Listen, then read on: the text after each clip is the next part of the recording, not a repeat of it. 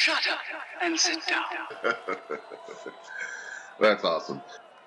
Hey, it's where the big boys play. SICW. Welcome to Square Green Podcast, everybody. Episode 59. Today, our special guests are Jim, the Big Texan Hoffarth, and Bobby D. And I forget what Herb is calling you, even though I text you about it. Belleville's own Bobby D. There we go. That's what there we go. Belleville's own. I thought you said he was calling you right now. It's like, what? Welcome, everybody. How was your week? Well, did you even introduce yourself? Nobody cares about me. They're here for you. Nate Dog Extraordinaire. Extraordinaire. That's awesome there. Well, let's start off with Bobby because he actually had a fundraiser last Saturday for the Little Devils. So how did that fundraiser go? That was a trivia night, right? Yeah, we did the banquet during the day for wrestling, and then switched over to trivia for about 3 hours later. It was a busy day and night. Yeah, so it was a fundraiser, trivia night. Made some good money to help, get equipment and jerseys and all that good stuff for the kids. I'm not going to say a number, but we made a good profit.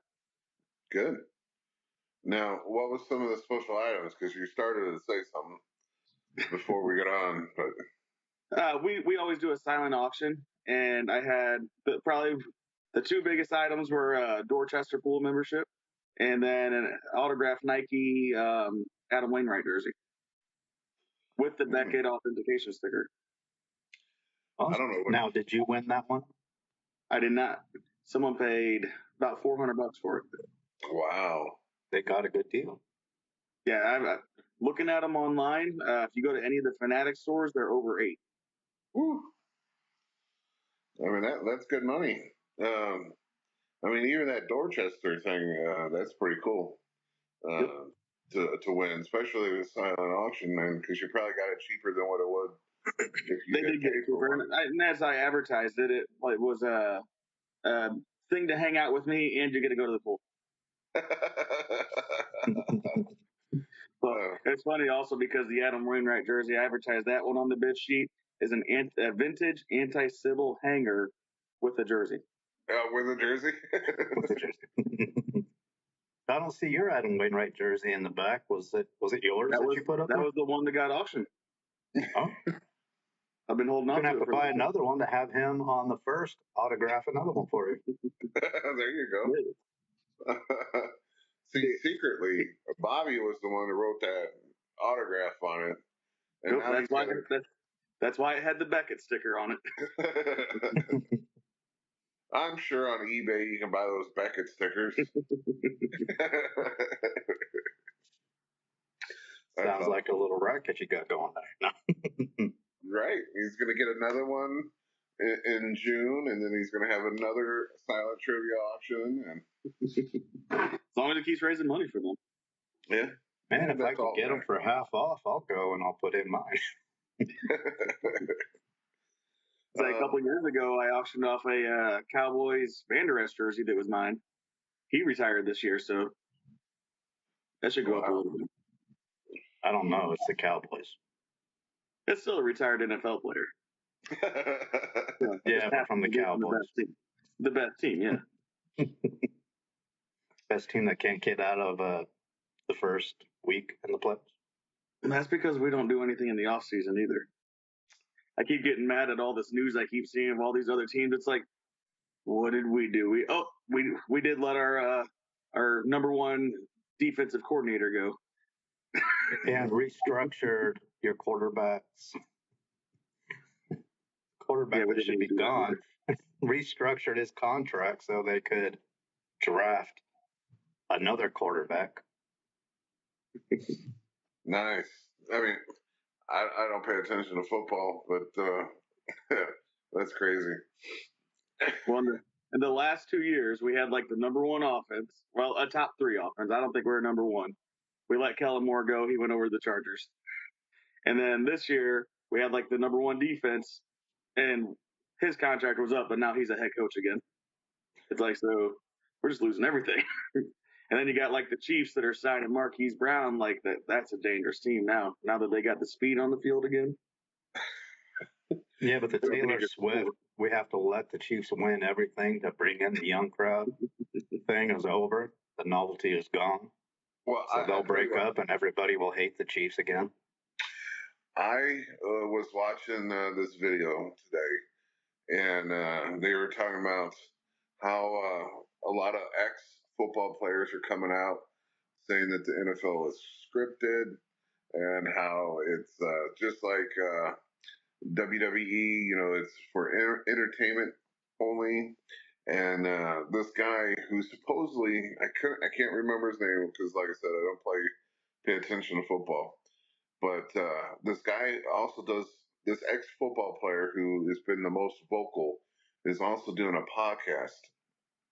And he already announced that he already seen the script for next year and that Kansas City is going to win it again. Because in the script, it shows them being a 3-time back-to-back Super Bowl champions. It'll be the first time in history. So we'll have to come back to this episode and pull this part for when the next Super Bowl is and see if this guy is correct or not.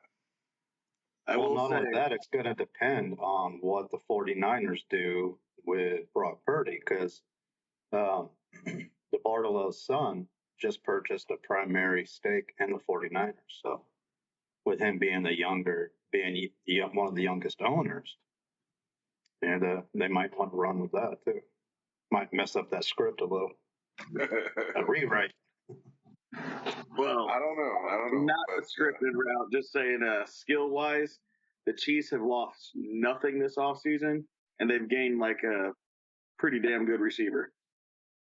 Yeah, I agree with you.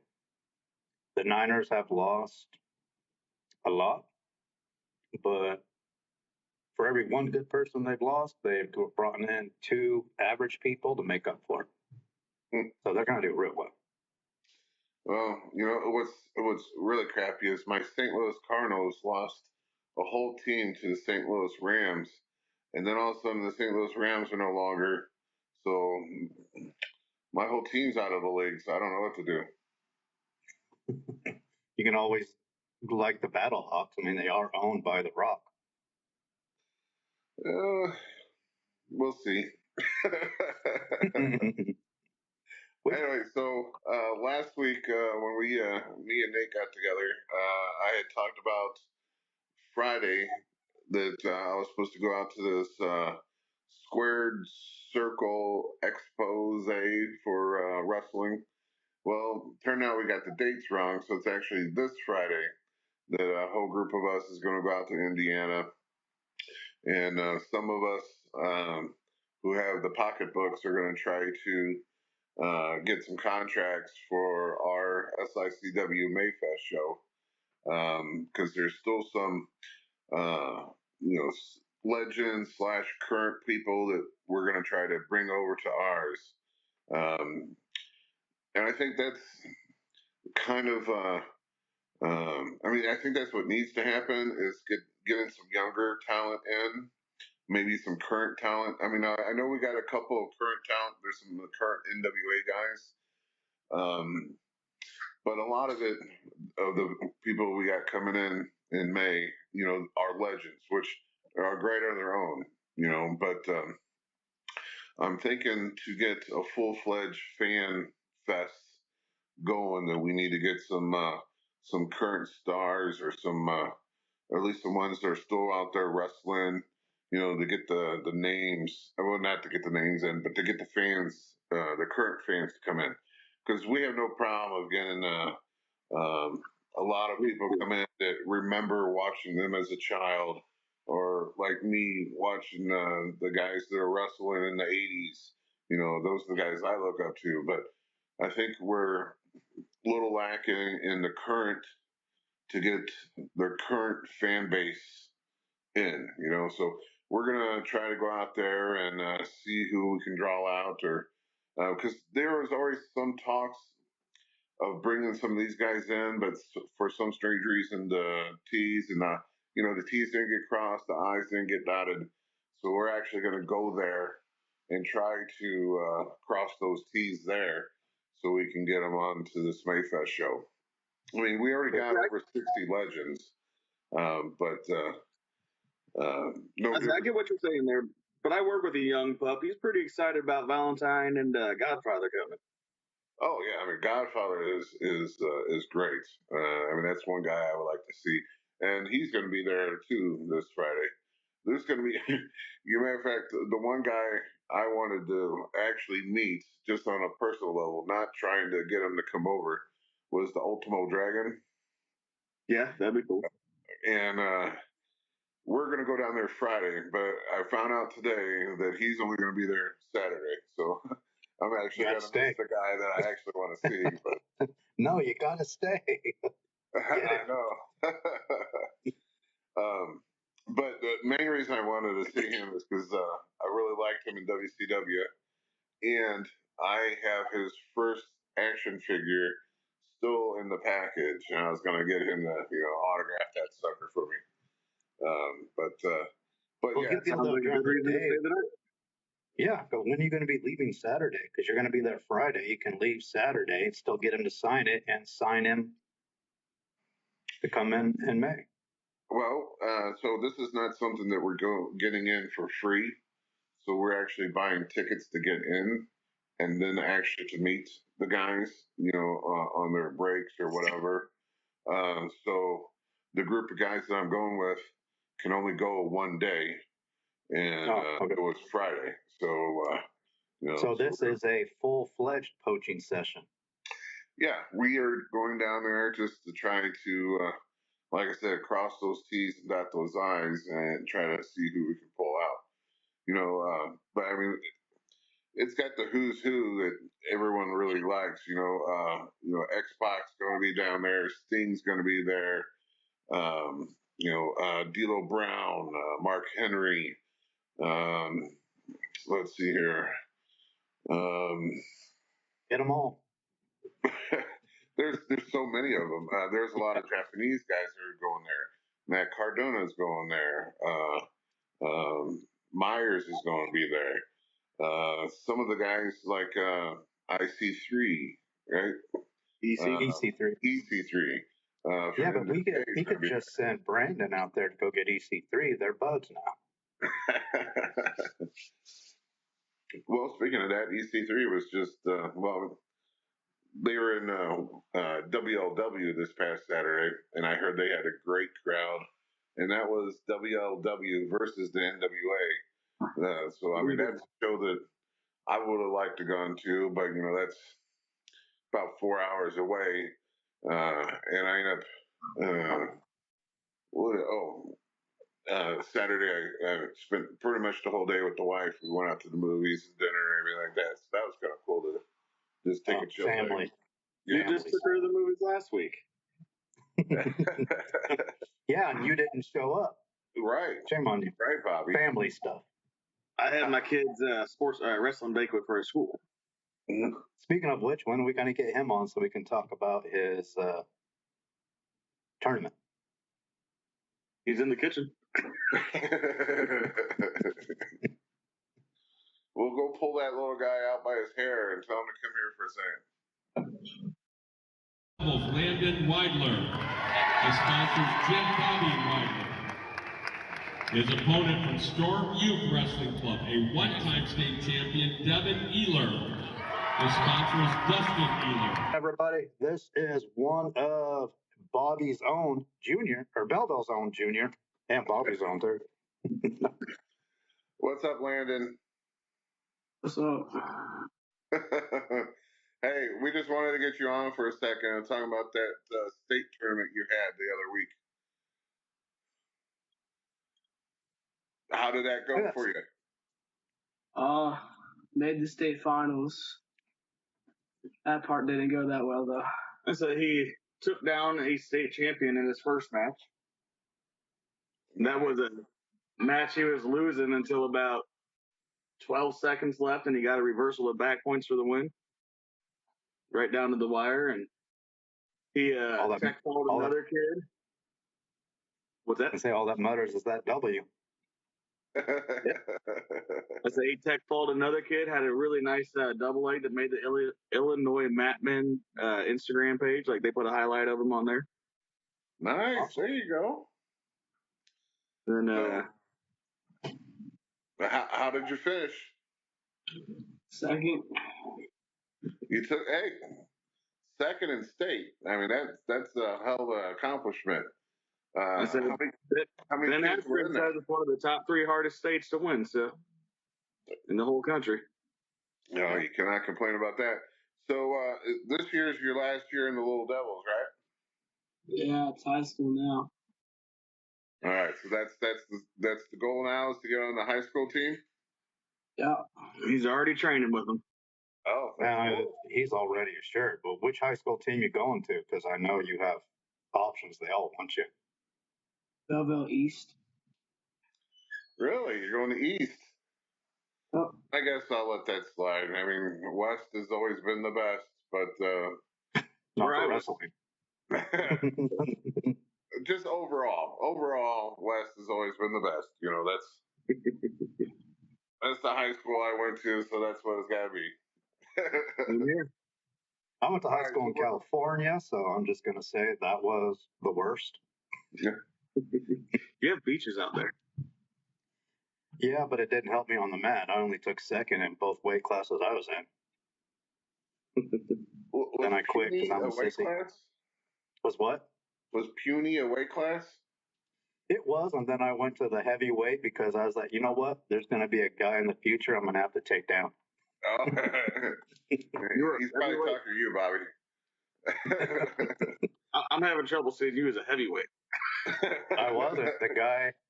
The guy was 50 pounds heavier than me. But the final, his opponent defeated quit. a practice Wouldn't wrestle guy? him. Well, he was undefeated, and he had a full ride to West Point for wrestling. And he went undefeated that year, too. So I lost my weight class. So they asked me if I would jump up to the heavyweights. And I said, sure. I lost Now, 5-3. Normally, if you lose your class, you don't jump up to the next bigger class. Everybody else was too scared. All right, so Landon, you're I'm assuming you're in 8th grade now, and you're just waiting to go into high school and do that. But you're already training with them now, huh? yeah.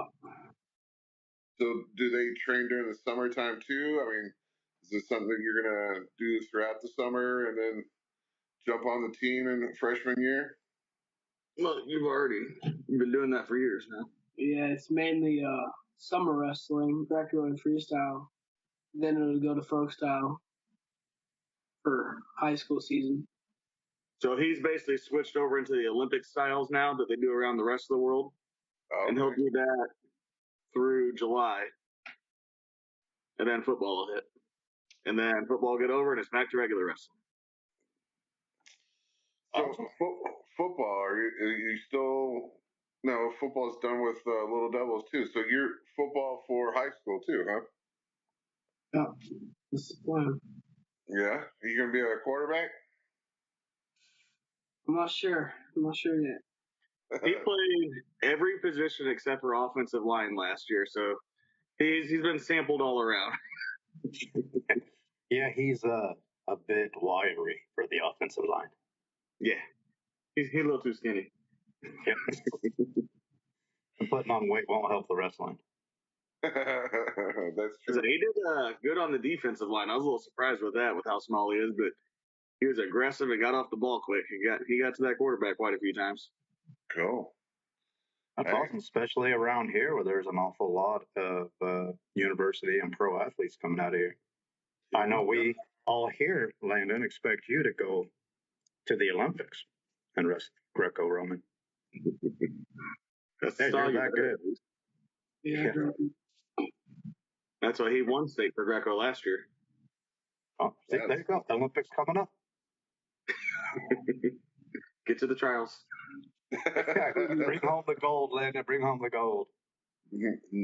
That's awesome. All right, Landon. I'll let you escape. You're good. We just wanted to get some feedback from you. Now, you also before you go, you need to make a commitment that you're going to go to the Ace Academy and put those guys through conditioning. That's what I was just gonna say. Yep. We'll see. No, now we'll see. We'll see. Come on, Landon.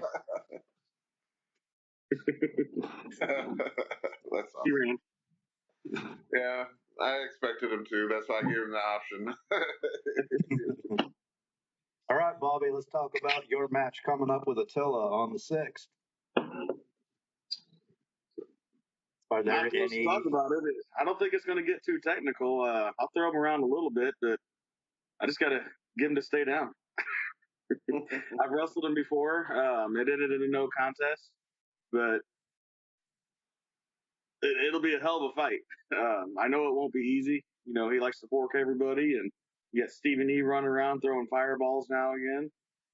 Yeah, of which he actually, Curtis Wild, got his eyeball burned. That's what I'm talking about. Showed up with a patch on his eye. But you know what? When he's on his back, he's the same size and can't really do anything as anybody else. So just got to get him down. Get him down. You gotta try to wrestle him. That's Get him right. out of his comfort zone. Yeah, that's pretty smart there. I'm trying to Pull him through remember.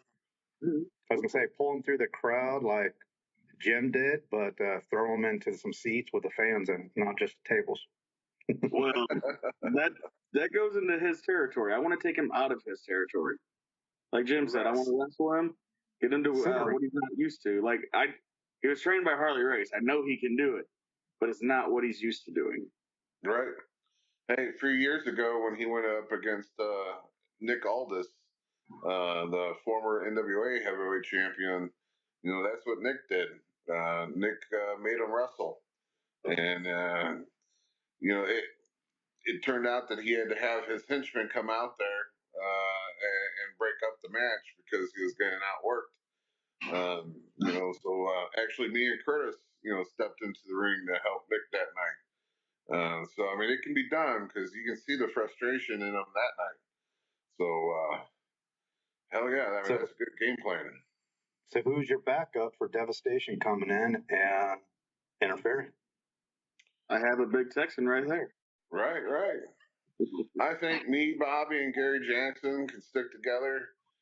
Maybe with a mix of like a Jason Breed or a Curtis Wild, you know, here and there. Once Curtis gets his eyesight repaired, you know, Jason Breed, you know, is kind of battling the other little heelish group that we got. Was it that? Is it Peyton or she? No, he's talking about the Dogtown Underground. Yeah, Dogtown Underground. Now, granted, Lucky P and the LA Hustlers have been suspended, but, you know, just like on the last TV taping that showed last night, Mauler McDarby is back with his partner, Sean's, was it Soto? You know, so they're back. So you lose half the stable, then the other half of the stable comes back. So it's kind of crazy, but you know, that's a group you can't overlook either. Like those two are technically sound. Yeah, I mean, they're called the Professionals, and they've been a tag team for years. So when it comes to actual tag teams, you know, that's one that's a big powerhouse. I say, and one thing you're probably not going to see Sean talk about is he coaches Little League Wrestling too. So like I've seen him over the past couple of years, even though he hasn't been in SICW, and with his bicep surgery and stuff, he kind of got out of shape a little bit. And, you know, he refused to come back until he was benching a certain amount, squatting a certain amount, lost a certain amount of weight. Like, he is in his peak condition and ready to roll. Like, no doubt about it. Right. So I haven't heard if they're on the card yet. I haven't heard if Jason Breed is, but I do know the Top Guns are going against Sean Vincent and Glenn. So the Canadian Zero and Rookie of the Year. Right. Yeah, so that's going to be an interesting match. You know, that's going to be basically, I think it might be the first or second title defense for the Top Guns. So it should be interesting, you know, because sometimes it can be an accident or luck or just a fluke that you pin a guy. And sometimes those accidents can, have the consequences of a title being on the line. So I think this is going to, they've been battling back and forth with the Canadian team for a while. So I think this is going to show if the Top Guns actually have the testicle fortitude to keep their belts and defend them against this team and retain. So it's going to be interesting. Yeah, that's going to be a match that I might be peeking around the curtain to see if I can't see it go down. But speaking of my little goof up, when I was going to say Gil Rogers is going to be on the card. He's going to be tagging with our. Let's see who's. Again, guys, I'm bad with names. Billy McNeil. It just takes a while for him to kick in. But Gil Rogers and Billy McNeil is going against another tag team. I think it was just announced yesterday or Saturday. Bobby, you doing the little computer gig? Yeah, I'm going through Herb's page right now. I'm showing Gary versus the Russian. Oh yeah, that too. So that Russian guy's first time he's going to be seen. What's his name? Does it say? Yep, let me scroll back down to him because I found your tag match as well. Victor Petrov. Victor Petrov. So For those who probably call it Victor. Victor.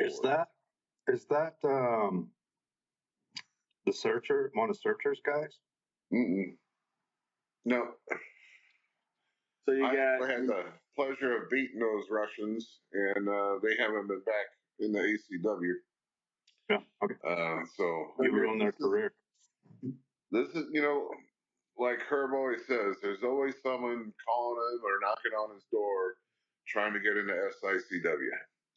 And so this is one guy that I guess Herb seen some videotape of and liked and invited him to come in, but put him up against a challenge, really quick because Gary Jackson, All-American, served his country going against the Russian right off the bat. So, this whole card, the way Herb works it, this whole card is going to be an outstanding show because we don't know anything about this Russian. He's got to come in and do it right away. He's not getting a fresh Ace Academy graduate like Sean Bryce. He's getting a former champion. Right. All right. So what about that tag team? Gil Rogers. Yeah, I was going to say, what's your Gil match? Rogers and Billy McNeil versus Axe Allwork and Steve Fender. Oh my. That's going to be a hard one to call. Yeah. Yes. I mean, even though you can't get along with Steve Fender, you still gotta respect Steve Fender. He's carrying two belts right now. One of them's a world title. It was a national title. AIWF national title, and the other one is mine. Right, Central States. And we won't talk about that. Saturday, he just had a shot at EC3's NWA title. I haven't got clarity or haven't seen any videos of it of how that went down. I know the NWA EC3 walked away with the belt still, but it's about how he walked away with the belt to see how that match was. So I did not see that. I did see clips of it though that someone recorded and posted, and it was good from the clips. So that's going to be interesting. I like Gil. I think he might have chose the wrong size partner with Billy McNeil. Because Axe is a pretty big guy. Steve Fender's a decent sized guy, but he's got a lot of knowledge. Not saying anything bad about Billy because he does have a lot of knowledge too. But he's wider. Yeah, he's probably a 20-year veteran, if not, pretty damn close to 20 years. Isn't Steve one of Harley Race's guys too? Mm-hmm. Well, yeah, Steve was. They announced that that was one of the clips when they announced him. They said he's one of the original. Oh, Steve is? Yeah. Yeah, because Yeah, because I remember hearing stories about him and Trevor Murdoch, I guess he is going by Trevor Murdoch now. But yeah, all starting out together. So be interesting to see this match. Axe is the master of the pile driver. He's been putting people out left and right. So, will it happen to Gil? Will it happen to see, the name just escaped me again, Billy McNeil. It'd be interesting to see. Especially because you don't see that move anymore. I rarely see it. Right. Well, That's because it can easily end careers. Well, Stone Cold will know that. Yeah, I don't think, God bless his soul, Owen Hart, but yeah, you just got to know how. Well, maybe it's saying that he knew how to do that move too well. Yeah. Well, I think I watched that breakdown of that, and Stone Cold just slipped. Well, if you watch Stone Cold tell the story, he asked Owen, prior to this match or prior to him knowing what he was going against, how Owen does it, and Owen says that he doesn't sit down with it, that he drops to his knees like the Undertaker does. Undertaker drops to his knees. Well, so I guess that's what Austin expected, but Owen didn't do it. He didn't drop to his knees. He dropped to his ass, and that's what caused it. But I don't know if it was a fake story or but Dan Severn went against Owen Hart, and that happened to Dan Severn too. Now, some people say it was a way to get Dan Severn out of the company. I guess we can ask him because Dan Severn's on our thing, right? In May? Yeah. So we can ask him that in person. But they show clips of that too. And clearly Dan's head was beyond the legs, past the thighs when Owen came down and sat with it again. And if you ever watch that match, you can see most people, like, when they're fake acting or when they're just trying to get the move over, they're like, oh, like shaking and shit. Dan was still. Like, you didn't know, holy shit. Is he paralyzed like Austin was? Because this was after Austin's. So, I'm going to have to do some research on that too, just to see whatever came up of that. Yeah, because I've watched Austin's, but I haven't watched Dan's. And, we were going to bring Dan on at some point in the podcast anyway, but might not be before June 1st. So. Well, no, his is in May, right? He's going to be in the May show. Oh, May 1st. Yeah, sorry. Not May 1st. May 18th. May 18th, yeah. We're talking about too many dates. Oh, yeah. We got so many dates. It's crazy because Herb just added another one out in Breeze, Illinois. So it's going to be crazy. This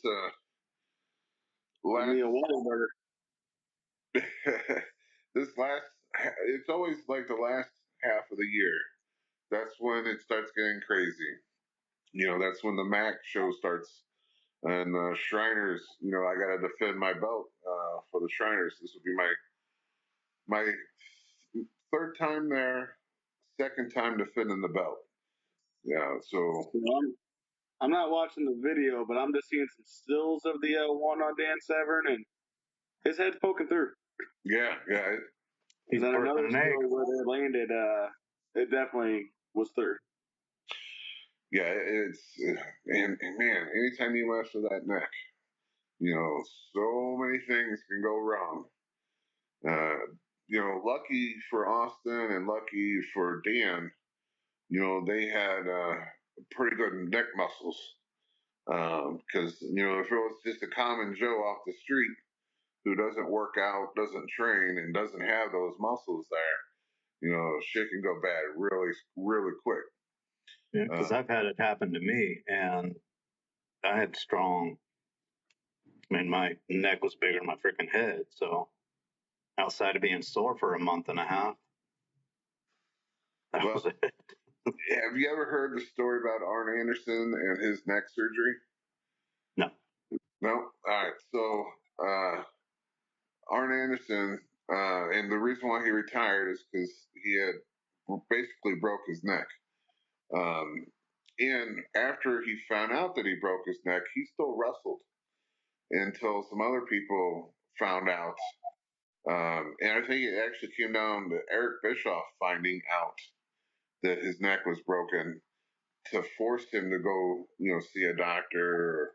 And that's always a bad part about wrestling is the guys are so worried that if they leave, and if they leave the company to have something looked at and something's discovered, they lose their spot in the packing order, which sometimes it happens. You leave the company, a year or so because you're having some sort of surgery, and you find yourself at the bottom of the card again, trying to work your way back up. And that was his thing. He was part of the Four Horsemen, buddy with Ric Flair. He didn't want, he didn't want to know what was wrong. And then two, he didn't want to have the surgery. So when they normally on that particular surgery, they go through the back of the neck, but they couldn't get to where they needed to get to because his neck area was just muscle. And so they had to go around to the front and do everything from the front. But originally, that particular surgery, it's easier to do from the back of the neck to get to where they needed to get to, but they couldn't because he was so muscle bound in his neck. Probably what helped him not get paralyzed from wrestling with a broken neck for months. Right. It's just, it's scary, and at the same time, the boys don't want to go get looked at. But man, even if you have to start over or start, someone with Arn Anderson's caliber and fame and wrestling ability, you wouldn't think that he would be paranoid about losing his spot. But even those top guys are still paranoid. If they leave for a certain long time, they got. But granted, that one actually took him out of wrestling, so I can see his point there. But you guys are brothers. You talk exactly the same and stop exactly the same time. That documentary with Kurt Angle, he talked a lot about it. Like he was at the top, and he instead of going and getting something taken care of, he got addicted to painkillers instead. Yeah. Well, Jim, when you had your foot surgery, didn't you have to work your way back up? Well, so no, because back when I was under the hood, I didn't really care. I didn't care if I had any titles. I had the Broadway title, I had the Bruiser Brody Cup throughout that span, but I worked a little bit for Travis Cook, so I was a little shady individual. And, me and Waco, we were both a little shady. So we basically just went out there and tried to hurt. Basically, we were Attila, but under the hood. We would go out there and just try to hurt people for fun and enjoy the process of doing it. Yeah, but you came to your senses, and Waco's still bloodthirsty. Right. Right. As a matter of fact, I heard him. I don't know if it was the last show or not, but he does a clothesline, and he calls it better than Texans. And like, what kind of ego guy is that? It's like better than Texans clothesline. But did it put the guy out? I don't know. I don't think so. Probably didn't. Because obviously it's not better than Texans. So it's I think he popped right back up. I don't know. We'll have to get Waco on the show and mess with him about it. No. Man, where did we get off? What were we talking about? We were about ready to go into your match on 6th. I say we were talking about Gil Rogers and Axe Hallward and that pile driver. Yeah. There we go. Yeah. And then we spun off from there. Yeah, you get my mouth going. I just don't stop. But that's what. All right, so I got one more title defense against Peyton, we've been going back and forth the last couple months. I had a clear victory over him to begin with. Second time, I don't know. If you slow down the film, I can kind of see where he had his foot on the rope. So we offered him one more, but no, we offered him a tag, and then that tag went a little haywire. And I guess you guys will see this Saturday, or is it due out next Saturday? Your blood match comes out this coming Saturday because we have the February 11th, 1983 match between Bruiser Brody and Ric Flair for the NWA Championship. And then I have your blood match that Saturday coming out. All right. So I won't get far into it. You guys can see the match when it comes out. But so let's just say that he's earned another title shot. But now instead of like watching out for like if Attila comes out, now I got to watch out for another guy, and you guys will see that Saturday when you watch the match. But at least to say, I'm going against Peyton Ayers one more time, and now I just got to have a head on a swivel and just try to watch my back. Kind of like how Bobby's got to watch his back with Attila himself. I will. I'm sure yours will be whoever gets them first, take them out for so they don't interfere in the next match. Yeah, well, that'd be nice. Now, Jim, on your match, is this the last time Peyton gets to challenge and then he goes back to the beginning, or? I would think so, because this will be technically our fourth match. 3 with a tag. I would think if he gets beat like we know he's going to be, he should go down to the bottom. Not that he won't work his way around things. Him and Stephen E. Stephen E's got the cash, so who knows? He might be able to buy off some opponents. By all means, we all seen that before. Different promotions. But in my eyes, this should be the last time he gets a title shot. Other promotions, that's what the Top Guns did to get their title shot. They paid off other people? Yeah, you saw that. It was on that TV taping. They went in there and paid off Bryce and someone else. Oh. I guess I didn't pay close enough attention to that. I mean, I didn't see any money exchange, but I'm just imagining there was. Behind closed doors, it probably was a little transaction that happened. You never know. But yeah, so it's going to be a stacked card. April 6th. Bobby, I got a poster. I meant to drive by your house and drop one off to you because it's you and Attila front and center. I think you would enjoy that. Oh yeah. Normally, I would post it. There was a bar that we used to frequent, but we're gonna have to change bars.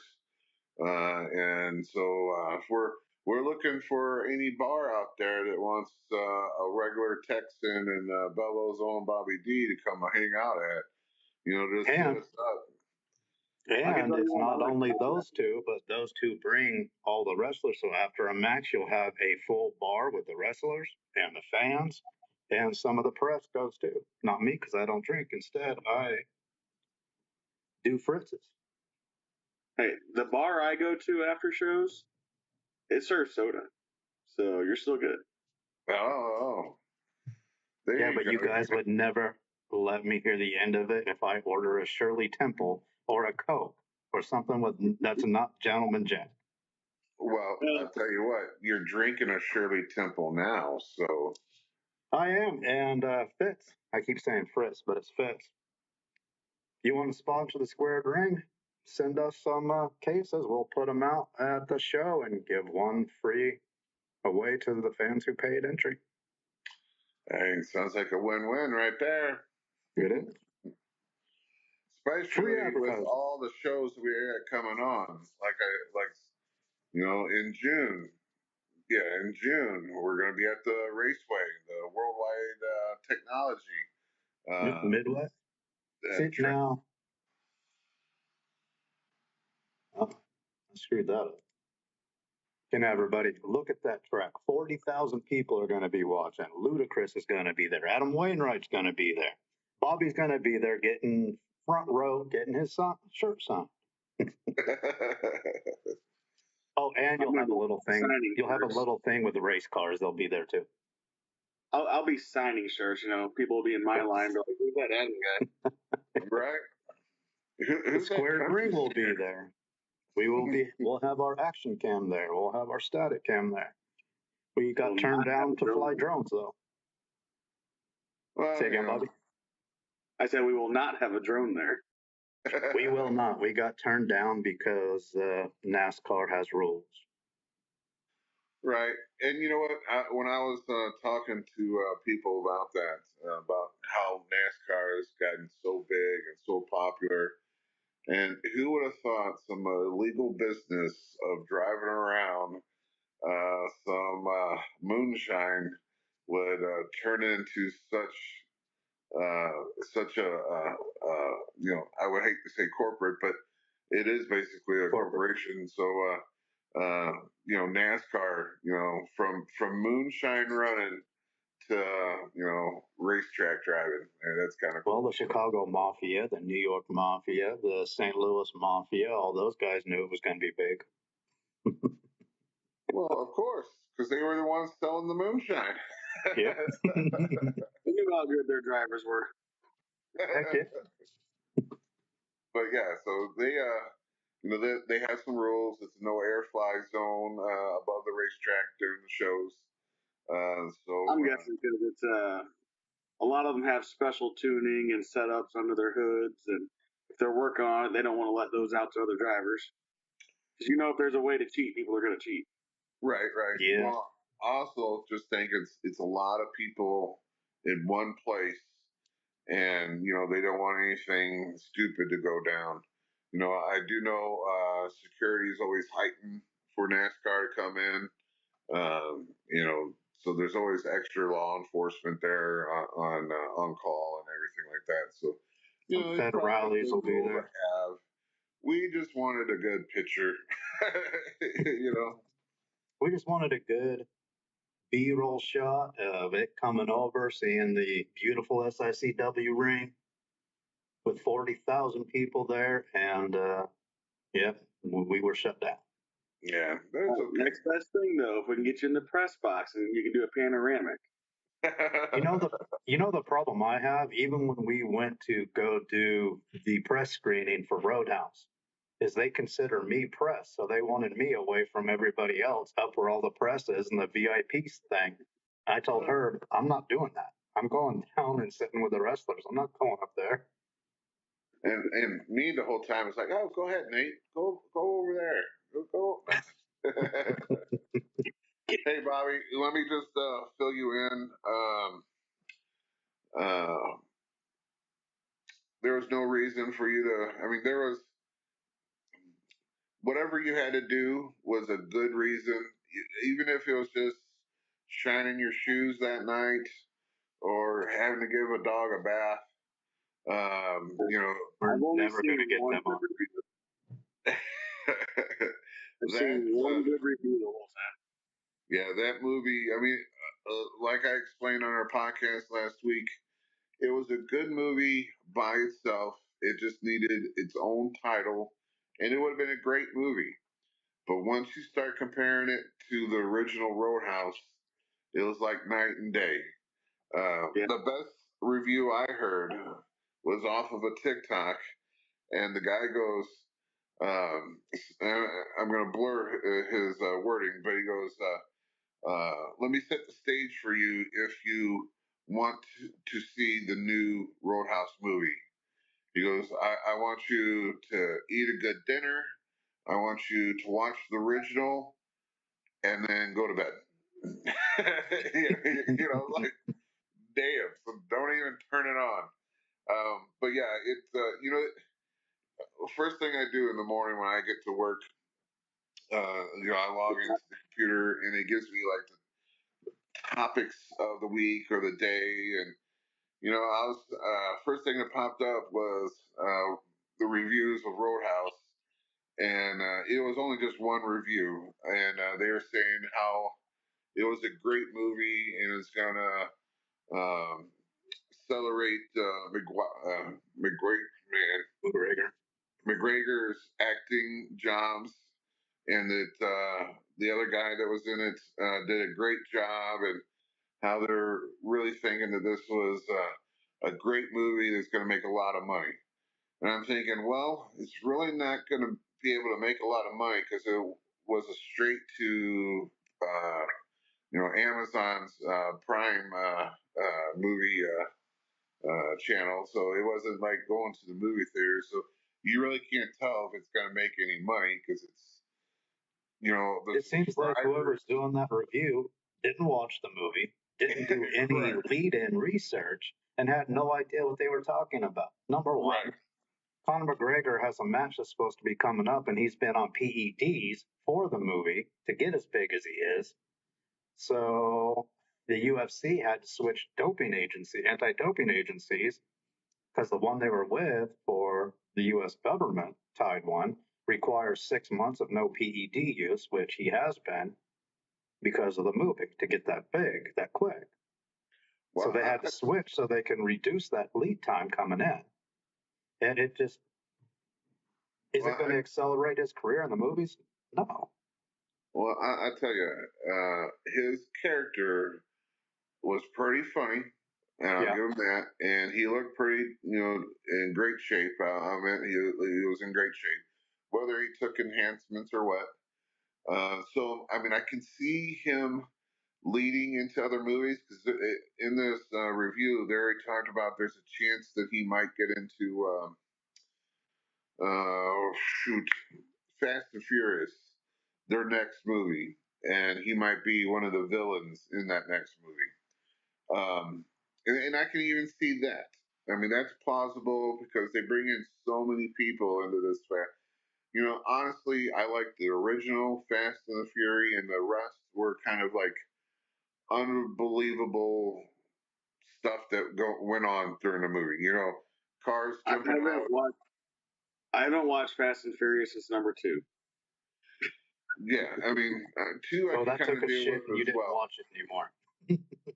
But all of them are so unbelievable that nothing like that could ever happen. Even if you use the whole, well, it's the movies.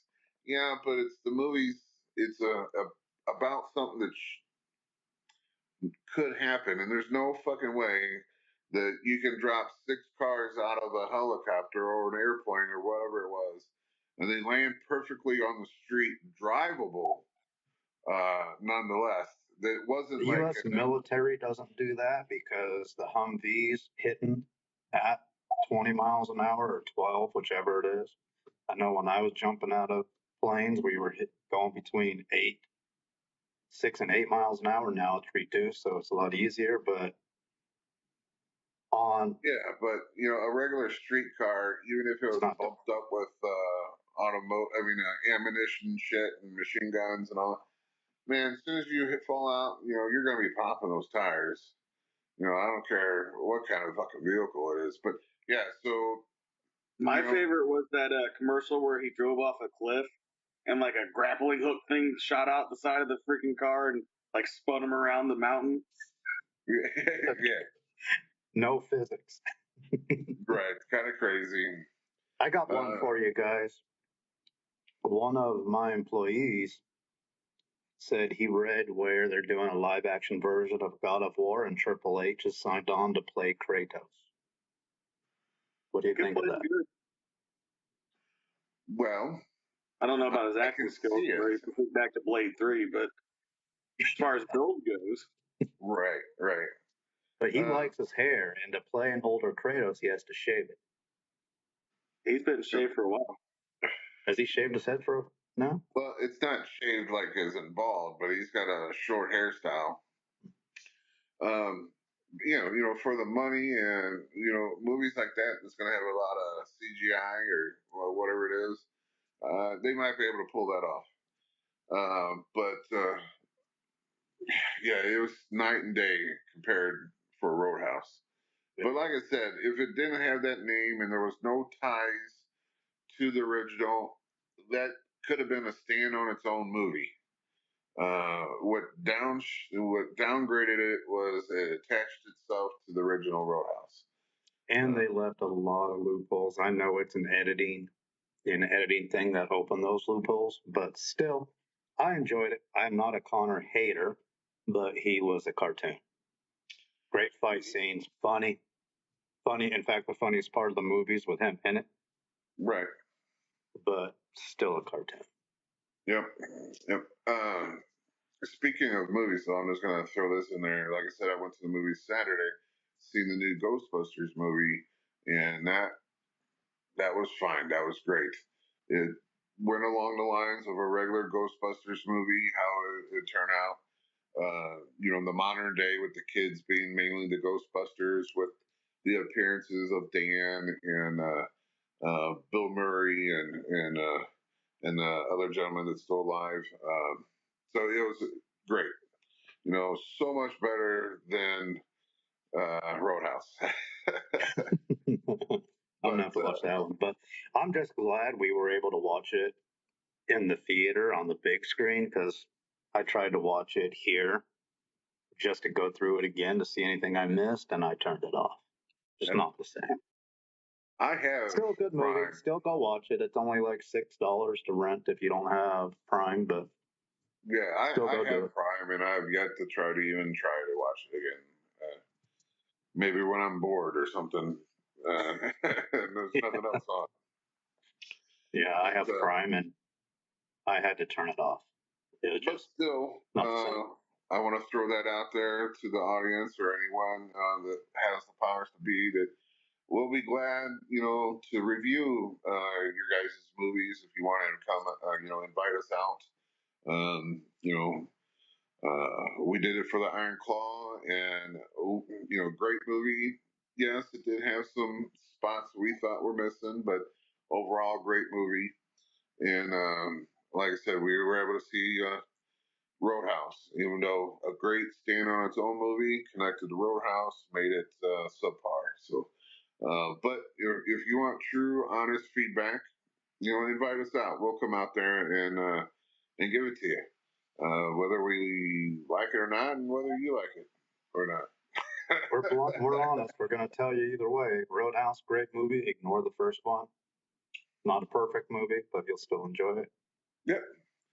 I keep getting distracted about how pasty I look like a freaking ghost. You could probably see through my skin. That's all right. Hey, so Sunday, I went and caught a wrestling show. It was wrestling at Grandel, wrestling at the Grandel Hotel or something like that. Bobby, you ever heard of that? The name sounds familiar, but I'm not sure. Well, we're the Grandel. Yeah, they follow us, and we follow them on Instagram. So I did see their promotion coming up for it. Yeah, so it's the Grandel. I went there and watched it with a couple of friends, and it was like a combination of promotions. They had some people there from the Alton promotion. Now they're escaping me. Warhorse, Jake Parnell. Yeah. I don't remember what he went by. The big guy. He was around for a while though. St. Louis Anarchy. It was a mix of that. It was a mix of Glory Pro. It was a mix of Epic. Benjamin Trust. He was at FanFest last year with us. Yes. Gary J. In the crowd, besides the SICW champion, the MMWA champion, Slammer, was in the crowd too. So it's kind of weird. Like all the promotions were there. They have their production for that show is crazy. Like they only wrestle in this place, except for every now and then you'll catch them at Pops. But it's in a theater, So they have a screen in the back. The wrestling ring is on the stage, and everyone that comes out has an actual video clip that's shown prior to them coming up. So I mean, that was kind of cool. You don't see that kind of stuff unless it's the big three, WWE, AEW, or TNA. But so that was kind of cool, and they did. Of course, they announced the dates for for the other companies that are coming out. But on the video, they put our SICW Fan Fest little promotional video that's out there. Cool. So I thought that was kind of cool that they, and they announced that we were there. So giving us some props and then showing that video on the screen just to try to get. And I think the guy that runs that promotion I don't know his last name, but his first name is Joey. And I do know that him and Herb have talked a few times. So you never know what can come up of it. But I just want to throw that out there that I've seen them, and I've seen Warhorse wrestle. He's going with a different style. I know we talked about Warhorse before, how he was more of a macho man type of character, and now he's more of a darker character. Wearing black now, where before it was all the neon colors or the orange, red and yellow of the Macho Man. So we went from Macho Man to Bonesaw. Yeah, something like that. And I think he is currently the Glory Pro Heavyweight Champion, because that was the title that he was defending. It might not have been the Heavyweight Champion, but I know he is a Glory Pro Champion. I don't know if he was like a lightweight champion or a heavyweight champion.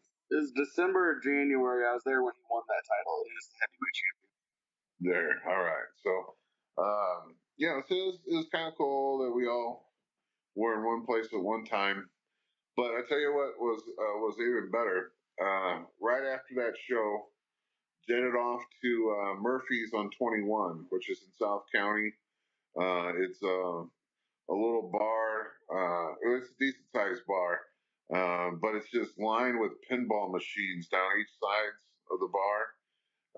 So there's probably like 20, maybe 25 pinball machines. But we went there because they were holding a wrestling trivia night. So they were doing trivia questions, kind of like how we did with our guests. And speaking of that, we're going to get some more guests on. We just strayed away from that for a little bit. So it's kind of cool. They had, I don't know, probably about 30 people there in teams of two. And they were, answering questions. And Herb was there with me. And Herb gave out some of the Fan Fest tickets to the winners. Because I think they had I want to say it was like 12 rounds. The owner, he was very nice, kind of put me on a tab, his tab, which made it even better. It's always good when you can drink for free. Right. So, two fisting. But so it was kind of cool. I didn't participate in the trivia per se. There was two tables that were right next to me and Herb, and I love my trivia, but as a wrestler and kind of like a guy who, if he can remember shit, is pretty good. But I was helping out these two tables. And of course, Herb himself is an encyclopedia of wrestling as well. So they definitely were probably in the heading of winning these tickets just because they were sitting so close to us. Plus, I think you should have just handed out the tickets to them because they had a cheat sheet.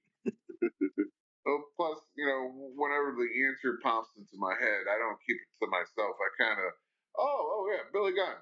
And they're like, oh shit, yeah, there's a whole crowd of people that, yeah. So it was kind of cool. yeah, so that was my weekend. So we got to see some wrestling, do some wrestling trivia.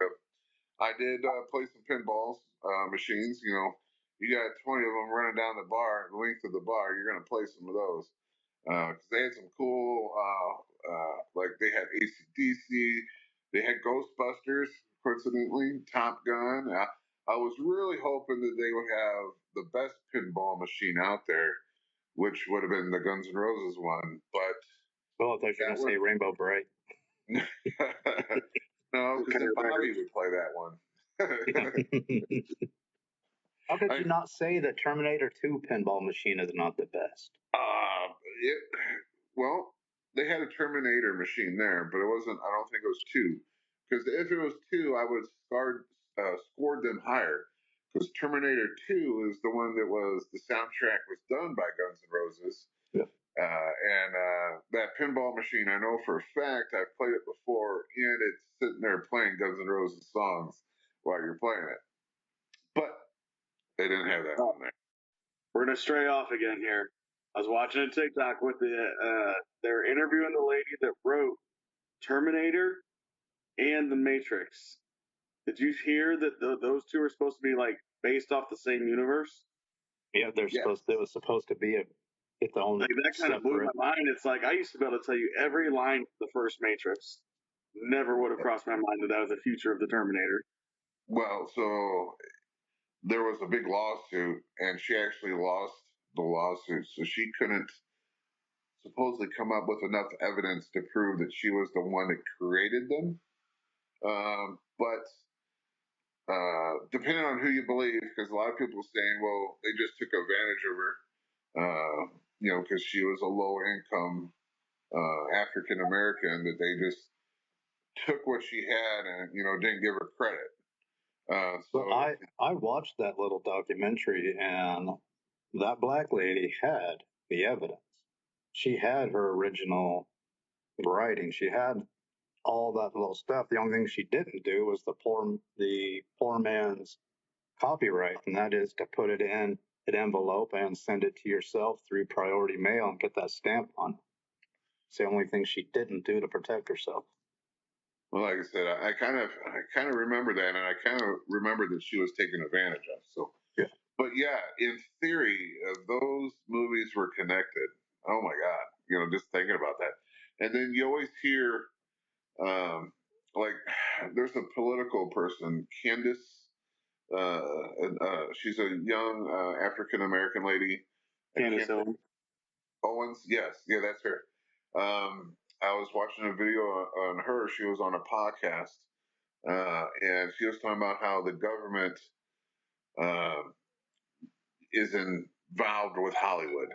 You know, that they actually have a budget in the Pentagon for filmmaking, and that they were involved in a lot of films like Iron Man.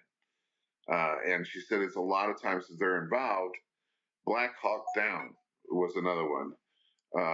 That they're involved in these films either to get their point across or subliminal messaging. And she said there's a list on the internet that you can find supposedly that has the list that the government is involved in. But she talks about how most of the stuff that you see on the movies, even in regards to like future stuff, that they already have. You know, it's legitimate, already out there. It's just the government is trying to get us ready for it to be, you know, common. You know, so it's kind of crazy to listen to her, but you know, she's a political person who's in the now, and you know, you gotta almost believe her because you know, I don't know. She's just believable in my eyes. And just the list, there's more movies that she was naming off just at the top of her head. But she said there's a list out there that you can find. So it's kind of crazy. But yeah, if all those movies, The Matrix and Terminator was all involved, I mean, that was a hell of a book. And for a hell of imagination for that lady to come up with all that. Yeah. because that's probably right up there with like top 10 movies in my book as well. Because the wife, she hates The Matrix only because whenever The Matrix is on, we're watching it. And it doesn't matter which Matrix it is, except for the last one. That last one's a little iffy. Yeah, the one that what's it? George Carlin. Yeah, it was. I don't know, pushing the envelope a little bit, blurring the lines, but it was weird. I was in like 7th grade, and me and my buddy used to watch that movie daily. The first one. Right. Well, plus we have a mutual friend that we used to work with when we worked together, who acted like Neil. If you get my vibe, Bobby. Oh, I do. Creator of something. He, yeah, that's all I'll say about that. He definitely thought he was a karate expert type of person. Oh, I remember you guys talking about him when we first started this podcast last year. I remember that guy.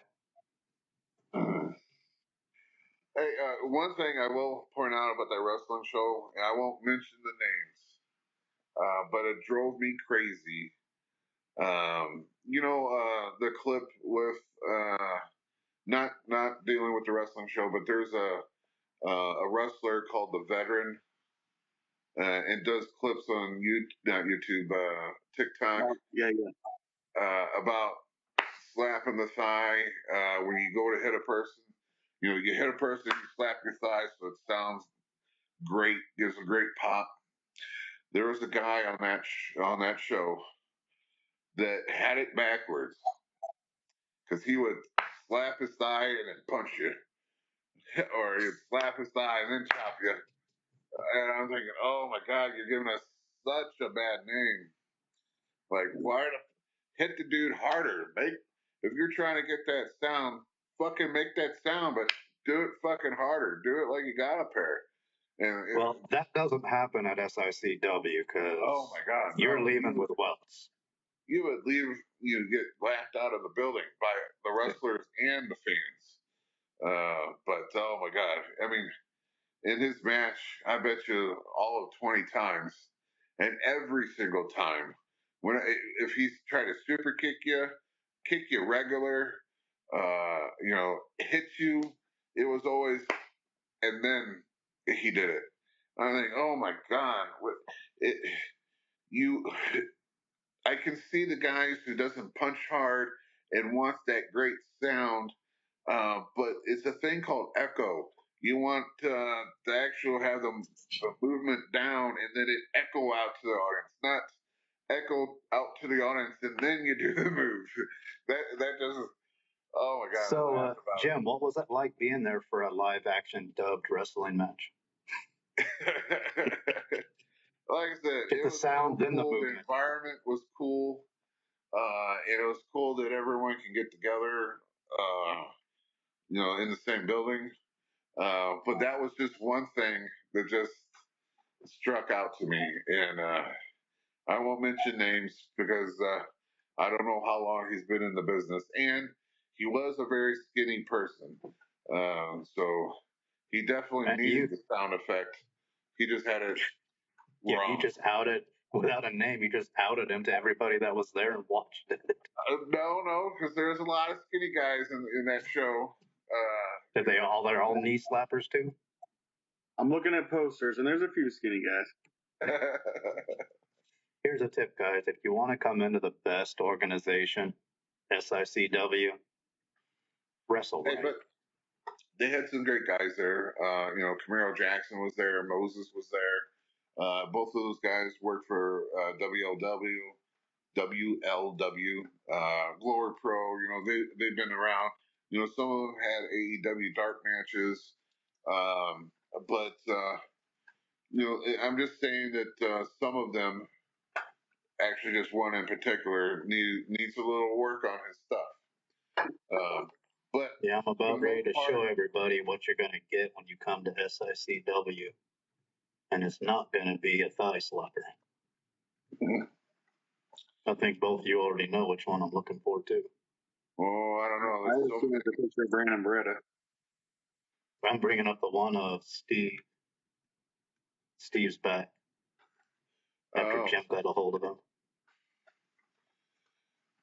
you know, I was just thumbing through, what was it, X, or formerly known as Twitter, and I was just going through the posts, and there was a post some wrestler made and was talking about chops, and he talked about the worst chops that he's taken so far. And one guy was I didn't know the guy he named, but I was one of the other guys that he named, and I was like, yeah, that's pretty good. I don't know who the other guy was, but it'd be on a list of someone's worst chop that they ever got. I mean, clearly he hasn't wrestled Bobby D. Because otherwise, Bobby D would be on that list too. Cause, Just that double chop then. yeah, Bobby does that double chop. But so it's kind of cool. But yeah, I know what you're trying to point out. Chopped the guy a couple times in the chest, and then he just happened to bend over and grab his chest like this. And as he was bent over, well, you're gonna give me your back. I'm gonna give it to your back. That's what you get at SICW. Like in the intro of our podcast, it's where the big boys come to play. Yeah, my wife gives me crap about that too all the time when she watches the intro because of my laugh at the beginning. I use that for everything now. I made you into a meme. Yeah. I thought you were gonna say she gives you crap because you hit the back like that. Yeah, let's zoom in for the thousands of people at home watching. Yeah. If you can't tell, that's every digit plus a forearm. Plus instant blood blisters. Yeah. Follow that ring finger, and all that is blood. Hey, there's Pulling a to the video top. on my personal YouTube of a student at the Ace Academy, and they were. It's kind of an initiation after you've been there a while and you're proven to want to stick around. That the other students give you a chop, so you know how it feels like, and then they allow you to learn how to chop, and you can chop them. But so they all kept egging me on about getting into the ring and giving the student a chop. And after some persuading, I finally got up in there and I chopped this kid. And immediately my handprint is just detailed. And Brandon Beretta was in the ring, and you can see it in the video where he pulls the kid up to the camera and points to each finger that's appearing. But yeah, so I try not to chop any of the students, but I don't know. Brandon's getting pretty good at his chops. He at least in the practice gym. I don't know if I don't catch a lot of his matches, full matches, to be able to see him chop during the match. But I'll tell you, he's like our head student, and we even gave him like assistant duties as well. And he gets in there and he'll chop the shit out of you too. So he's learning from the best. So a squared ring special for all the graduates. We get you in the ring, get Bobby in the ring, and then have Brandon at the very end. They get 3 chops, and then they're part of SICW. By the time we set that up, Brandon probably would have already chopped them all hundreds of times. Yeah, but you two wouldn't have, and not all at the same time. That's true. And don't put me down for that, by the way. Oh, well, you got to know how it feels like. So we got. I know how it feels. That's why I say no. How are you going to describe it if you haven't felt it? Right. How are you going to be a true press release type of guy without being able to fully detail the pain and the agony of having chops? Everybody else calls me the press. I don't. We're going to need to pull Drew into this. Yeah, Dr. Drew, he needs to get some chops too. You said 2, which means you agree. Ah, there you go. I meant 2 as in with the SICW grads. I hear what I want to hear. Hey, so yeah, we got a lot of amazing shows coming up. And, you guys can go to sicw.org to get details on them. Definitely with the Fan Fest coming out. Definitely with the racetrack one coming out. With our man Luda coming in. We got the Shriners coming out again. We got the Little Devils doing theirs as well. So a lot of great shows. We're going to be in Belleville the next couple months, and then our regular monthly show is going to be moved. So stay tuned for addresses for that. Didn't you see it was like the Fireman's Hall in Caseyville/Collinsville? Is that what you said before, Bobby? Yeah, I was trying to look up when the exact events are. I think we have one more in the fairgrounds, and then we switch out there. Yeah. So that'd be kind of cool just to see how quickly the fairgrounds could get rebuilt and 18 months. The throne, yeah, but it never goes as planned. So we'll see. I'm thinking probably 2 years, but not that we're going to be out those whole 2 years. There's a particular room that we're normally in, so I'm sure once that room, that area gets refurbished and fixed up, I'm sure we'll be back into there. Well, they can, if they do it right, they can add in penalty clauses and performance clauses for completing early extra bonus performance clause. They have to give back some of that money if Looks they like don't. We'll if still we're be a at the penalty clause. fairgrounds in May.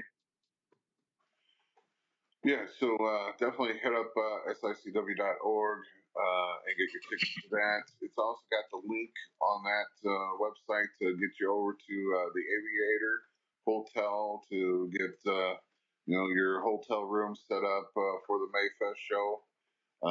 These two gentlemen are going to be sleeping on my floor. I'm sure there's a pull-out couch or something. I'm definitely not going to snuggle up to them and be the big spoon.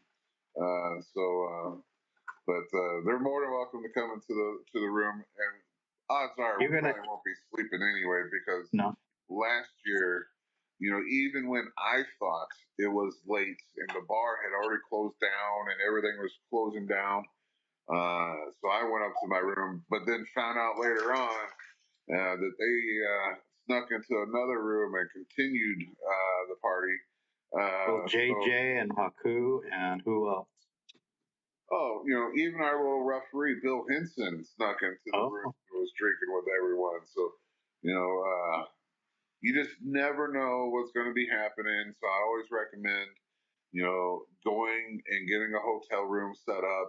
That way, plus, you're going down an elevator and you never know who you're going to be going down the elevator with. It could be Haku, right next to you, or Tugboat, or Stan Hansen, or God forbid, the big the Butcher, the Texan and Bobby D.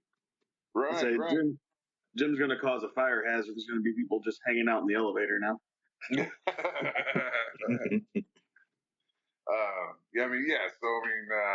Definitely, I would suggest, since we got the Friday show, the one-man show, and then leading into Saturday's all-day production, Friday night's going to be crazy.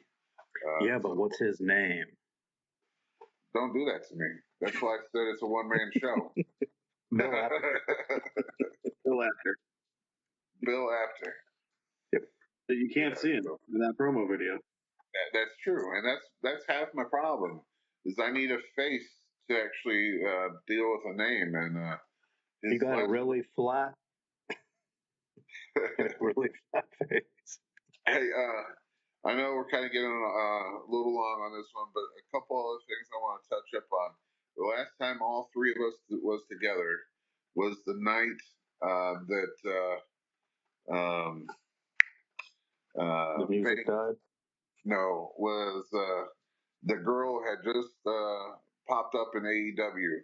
Sasha Banks, whatever Mercedes. Mercedes. Yeah, but I was talking about how I didn't think that her name was big enough, or that she was big enough to push the needle for AEW, and I seen the results the other day from the week prior to her coming to the week that she came, and literally the week prior to her, there was 8,100 views. Or maybe it was 800. Yeah, it was 800,100 views the week prior, and it actually went down 100 views. So it was just the 800,000 views the week that she premiered, and it wasn't a surprise. You know, it was well known prior, because even we talked about it prior to the show that she was debuting that night. So I just want to throw it out there that I predicted she was not going to be a needle driver. And, you know, unfortunately, there's two other signings that they signed that week. Ocean, what was his name? Ocean Spray. And then there's a guy from Japan that was very big. Of course, everything's big in Japan, but he was big in Japan, and he got signed, and they all debuted that week for big money. Like Sasha Banks or Mercedes, I forgot her last name.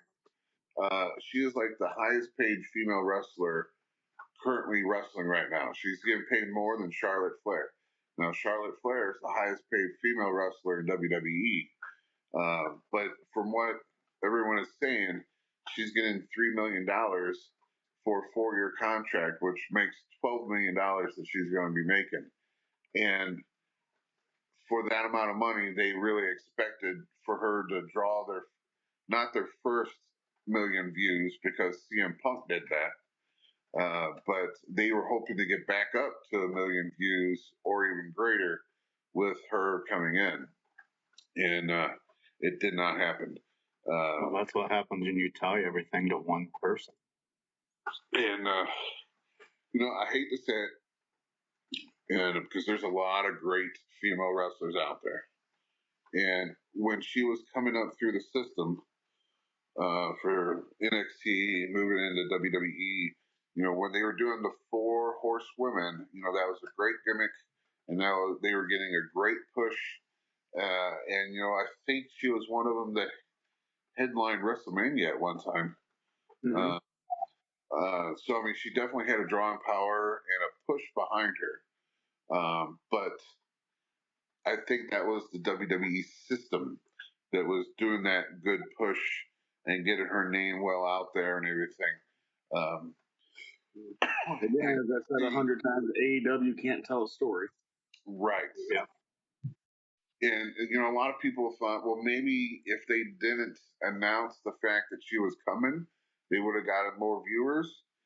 And they were like, a lot of other people were like, well, that wouldn't have mattered anyway, because if they didn't know she was coming, it would still be the same amount of views until, you know, the following week when they know she was there last week. So now they're going to tune in to watch. But that didn't even happen either. So, you know, like I said, Well, it's like Bobby was saying. They did an announcement, but then didn't tell a story. So nobody got interested. Nobody's is invested in. Right. But yeah, so I just want to throw that out there. Nostradamus. Well, one other thing I want to talk about is my new item that I picked up last week that I wasn't able, since we kind of did the last podcast and I was kind of at my 9 to 5 job when we did it, so I didn't have this here. But I do want to show my newest pickup. It is a Slim Jim thermo, basically. But the cool thing about it, it's the Macho Man. Yeah, when he was doing the commercials. Yeah. Is it full of Slim Jims? Yeah. It was not full of Slim Jims. That's the only thing that sucks. But we talked about it, at least, I don't know if I talked about it on here, but I do know me and Herb had talked about it, because Herb had just got one of those Slim Jim containers with the Macho Man head scan, basically, that you can find at gas stations. You know, these things are crazy expensive. I'm talking $200, $400, and it seems like every other year they come out with another one that makes the older ones even more valuable. And you know, you can't buy them anywhere. They're given to the gas stations to display the Slim Jims, and you can find them on eBay from people that stole them or slipped the clerks the money and actually bought them. But I've seen that on eBay, and you know, I picked that up for $12. So I know I shouldn't be talking about eBay so much because I'm going to be losing out on people searching this shit. But yeah, the Macho Man bust, the cheapest one on eBay is $150. That's in his purple outfit. yeah, so I mean, it's crazy what these things go for. But I've never seen that. So I was like, well, that's kind of one of a kind. I've never seen that with you know, the picture of the Macho Man and you know, put into the side of one. So I was like, oh man, for the price, I couldn't stop but pick it up. Did you see this, Jim? Wrestling or Ringside Collectibles, WrestlingFigures.com. They have coming out with a Macho Man figurine that he's holding 2 Slim Jim containers. It's not out yet, but it's only $25. Well, I tell Pre-order. you, Slim Jim originally came out with their own Macho Man wrestling figure, and he wasn't holding 2 containers. He was actually holding one Slim Jim in his hand. Because in the commercial, he always had one in his hand, and he would take a bite out of it. But that figure, you know, I'm a figure guy. That thing is in the hundreds. I mean, you're basically paying one of your paychecks to get that son of a bitch. But man, not your guys' paychecks because you're money man. You must be talking to Bobby over there. Come on, you work for the government. You're taking some money out of there. Well, you know. That's why you're going poaching on next Friday. You're taking the purse. Oh, it's not me. I'm just going for the ride. You meet people. Right. You know, the funny thing is you know, I've met Sting before. Met him when I kind of did security for TNA for when they came in for one of their pay-per-views. So I've met him before, but I was thinking about, you know, maybe it'd be cool to meet him again and say hi and everything. But then I was thinking, Bobby, did you get the new magazine for CAC? Not the newest one. So I have not either. I have not either, but I've seen people post it on Facebook. People that I know that goes every year, and so I would be looking forward to it coming out this week to us. But Sting is being honored this year, so Sting is the headliner. Oh yeah, I got that one a month ago. Oh well, I haven't seen it. Maybe they don't like me. But Sting is the headliner for the CAC this year, so you know, if you guys want to meet him in a cool environment where you get to hang out with the wrestlers, you know, go to lunch and breakfast, you know, because we try to keep everything into the hotel that we're at, which will be the Plaza again this year. You know, there's some other places we like to go because there's an all-you-can-eat breakfast that we like to hit up. But it would be a cool time, you know, for people to have if they come there. You know, Sting is just one of the guys. They always have a Lucha Libre guy that gets awarded an award for the year. So, and a tag team and a female wrestler, and normally a referee gets the honor. It'll be kind of cool, you know. And plus, you know, Haku is always there every year. You know, Bob Orton's there every year. So that's coming up. That's coming up in August.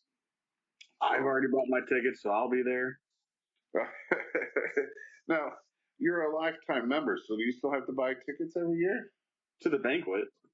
Oh, okay. Yeah, I bought my banquet ticket. I bought my banquet ticket, and Rich England sent me an email. He's like, "Hey, your membership's good, but it expires in April." I'm like, "Hey, I want a lifetime membership. Make sure you get that transferred over." He's like, "Oh, my bad." Oh, that's funny. But yeah, so it's always a good time. And of course, before that, a month before that, July is Iowa.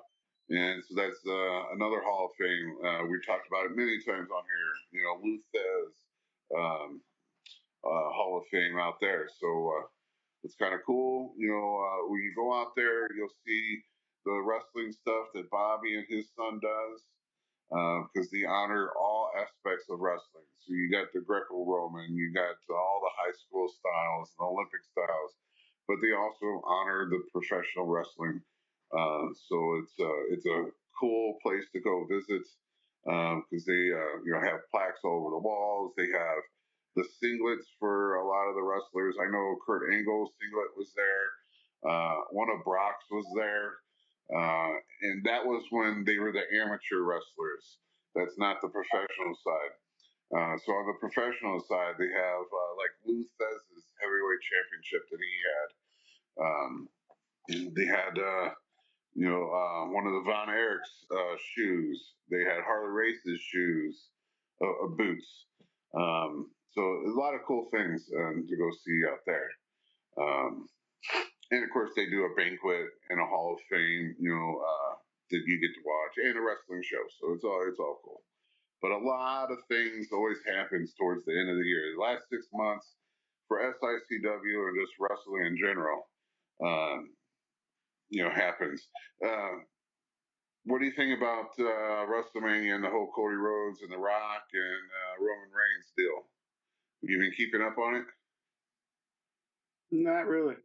No, not really. I got bored of the storyline. TikTok clip here and there. So instead of them headlining one night, they're going to headline both nights. So the first night is going to be a tag match. It's going to be Cody and Seth versus The Rock and Roman.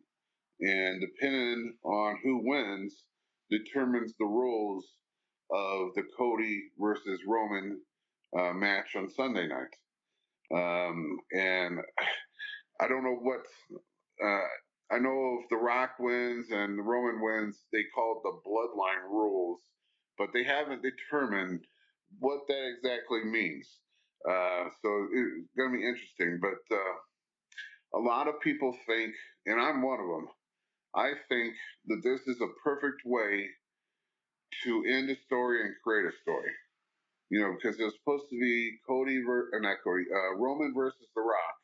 That was their big push until Cody's story just wouldn't fade. It wouldn't go away. So now you have this perfect setup to where Roman and The Rock can go against Cody and Seth, and either way, win it or don't win it, because the following night Cody's got Roman. So it's a way for them The Rock and Roman not to mesh too good, or if they lose, that can actually start the build up for who exactly is the head of the table. And the following night can finish the story. And hell, for that matter, The Rock can interfere and cause the end of Cody's story, winning the belt, because The Rock could come in and interfere and fuck over Roman. So, I mean, it creates a Roman Rock story going forward, and it ends the Cody and Roman story because Cody could be the champion.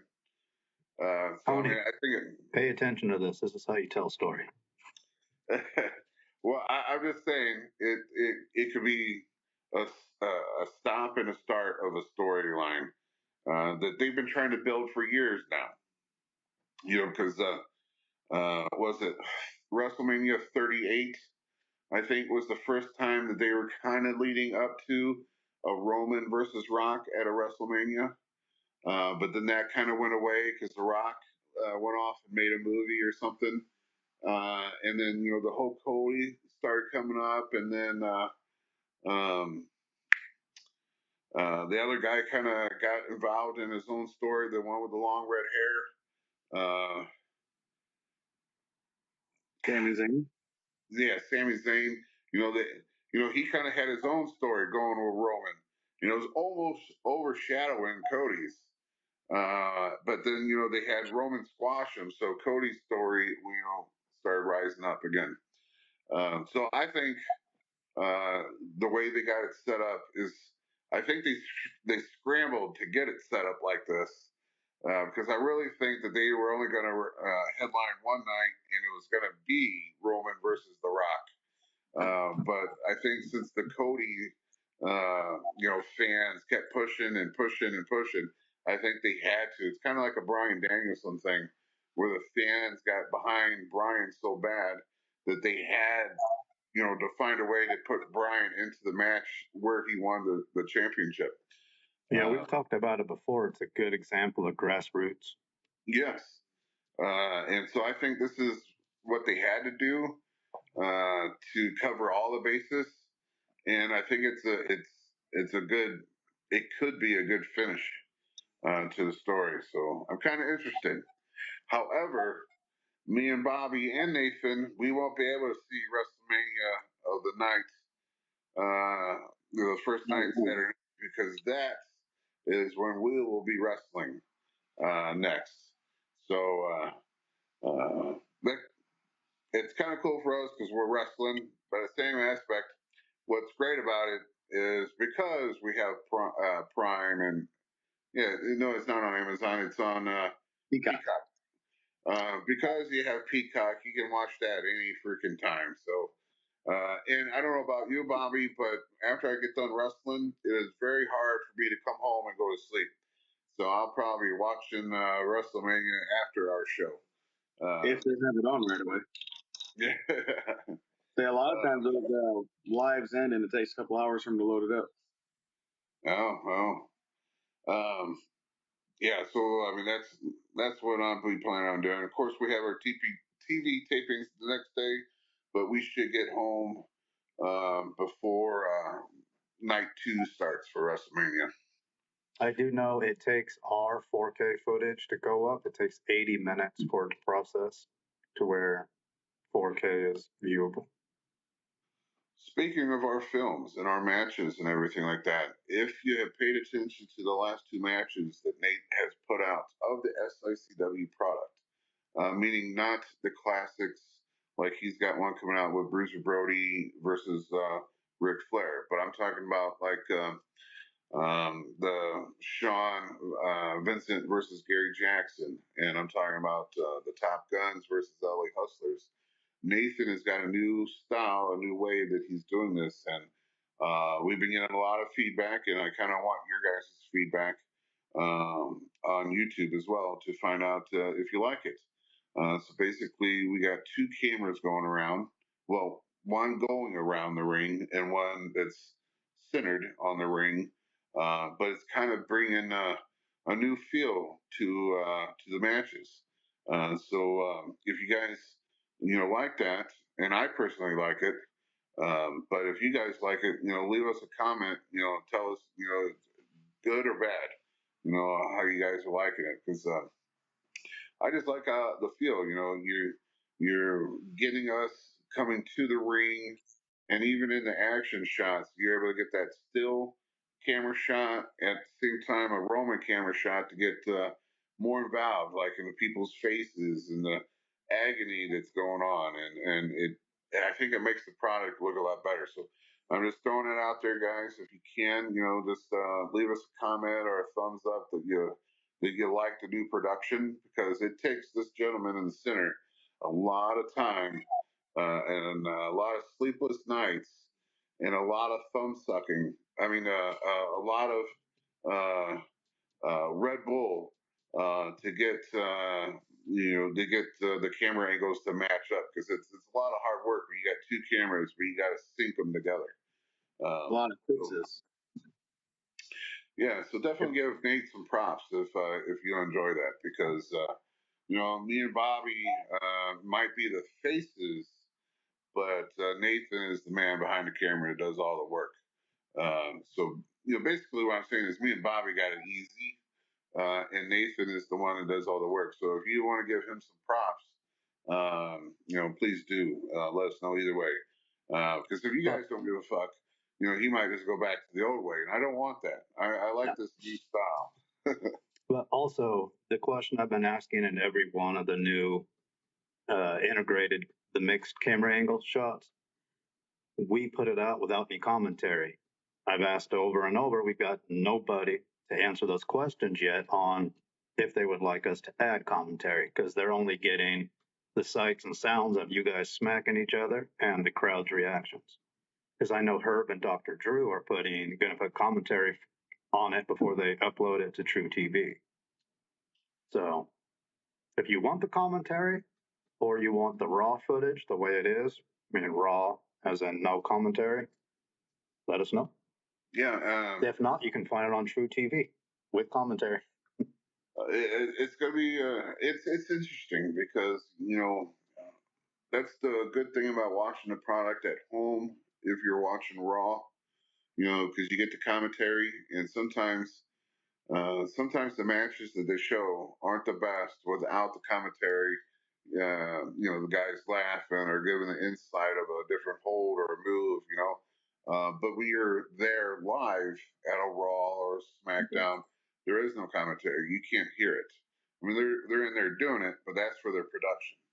So if you're watching the show live, you don't get that, and that's one thing that kind of sucks. Because and it could be just my opinion, but if you don't get a good seat where you can see a clear view of the match going on, it sucks that, like, if you're sitting way back or even in the grandstands, that you don't get that commentary, because sometimes that commentary would still keep the match exciting for people. I feel that. I mean, but definitely put your guys' views down if that's how you feel, or you don't care about commentary. But and I'd really like Larry to come back to life and do the commentary for those matches, though.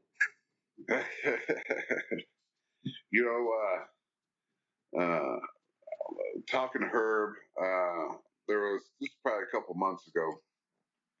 There's an app that you can buy that if you have a clip of someone's voice, you can download that into this app, and you can pretty much get that voice to say whatever you want. And you might be able to hear some of it, because I know some people play it on TikTok, because a lot of people get Trump's voice out there and get Trump to say something bizarre or weird or whatever. But it sounds just like him. That's because of this app. And we actually thought, me and her were talking, and we're like, man, wouldn't it be cool? And because we got, even you got Larry's voice. Yep. And we could just throw that in that app and have him actually commentate some new match. I've listened to his voice hours on end. Yeah.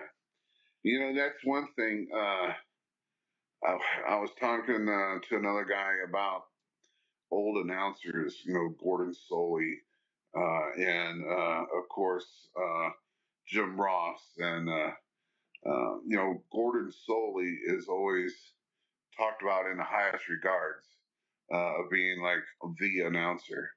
Because they were fans while announcing, so they were excited to see the things. Right.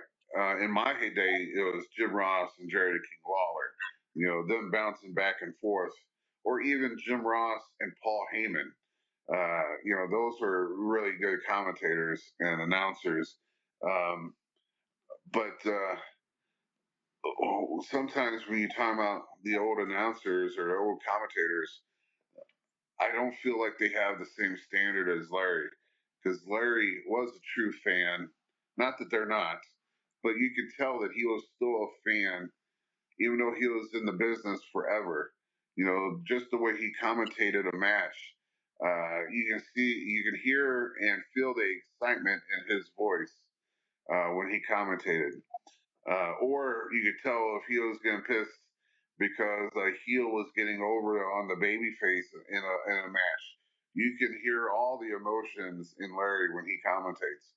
And it's just funny that I was bringing that up because that just dawned on me that I had that conversation like 2 or 3 days ago. It's just, but Well, we would have to get licensing agreement from Larry's family to be able to do that.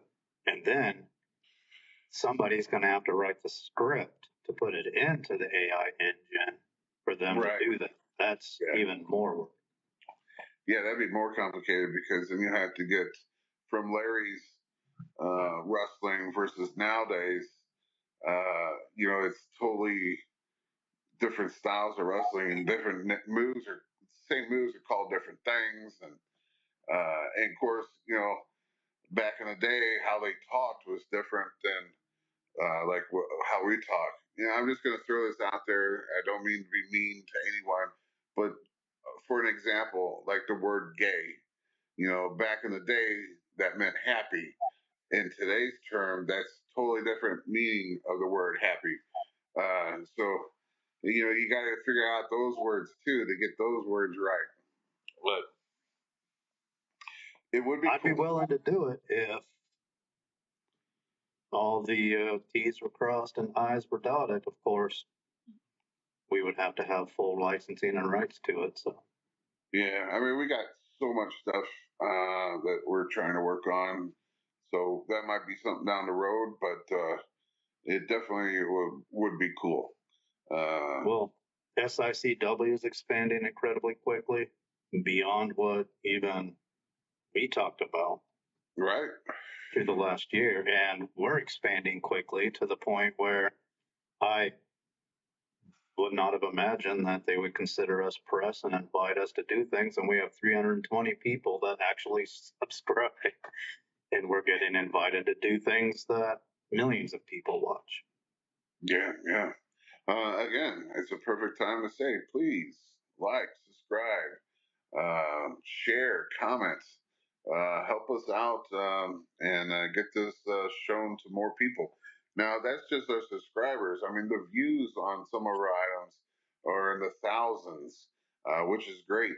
Would love to get the views, love to get the watch hours, but the subscribers is like the first thing that we have to get our stuff pushed by YouTube. So if you guys can help us get to that 500 subscriber mark, that would be a hell of a goal to accomplish. I don't think it's been a full 2 years, maybe about a year that we've actually been doing this. 1 year.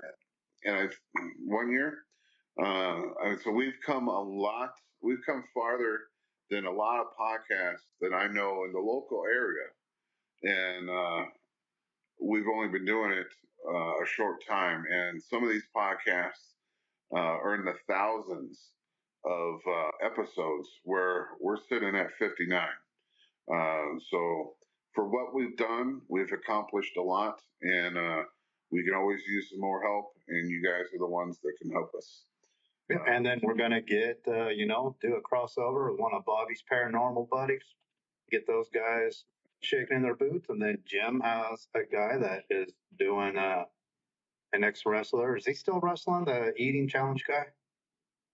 No, he doesn't wrestle anymore, but he is actually on TV. I think you got to have a subscription, but I think it's on Roku that all of his TV programs are popping up. We'll have to do something there live in real life. I need to reach out to him. Phil E. Blunt, if you're watching this or listening to this, I catch all your stuff on Facebook, and I need to reach out to you and set something up that we can get a little cross promotion going. Because get Bobby and Jim against Phil in an eating contest in St. Louis. Well, so I'm just going to throw this out there. Bobby eats a lot of weird shit. I would prefer to bow out of that and let Bobby take that over, because one of his eating episodes was eggs that was setting in some sort of particular hot sauce for like 3 or 4 months, and they call it, it's a certain name for these eggs, and it's pretty popular in southern Missouri. And it's, from what the episode talked about, it's like fire hot. And Yeah, we don't want to kill Bobby, but the Lumberjacks that are legends of wrestling in the St. Louis area, they're the ones that challenged Philly Blunt to this contest. And I'm going to have to catch that episode to see how it went. But Bobby can eat all that hot stuff and all the funny names and, chicken legs and, chicken feet and pig snoots and all that stuff. He's pretty good at all that. the Rocky Mountain Oyster Challenge. We're just gonna go straight to gluten. Yeah. So it'd be interesting. I need to reach out to him and get something going on with him. But yeah, it's a lot of things in the works. We just gotta hammer down on the details. We never stop working, guys. We do it for one reason and one reason only. Well, two reasons really. Because we want to, we have fun, and so you guys can have fun too. Fame. Fame. The fame, the fortune, the cars, the mansions. All right, maybe. All that's overrated and not worth anything. All right, well, I'll tell you what, it's a Monday night. I think we're good to rock. So 2.5 hours about nothing. Hey, we're Seinfeld. All right, so everyone, thanks for tuning into the Squared Reading Podcast. Again, not to tell you or force you, but please subscribe, like, comment, share. Throw in some ideas if you want to see covered.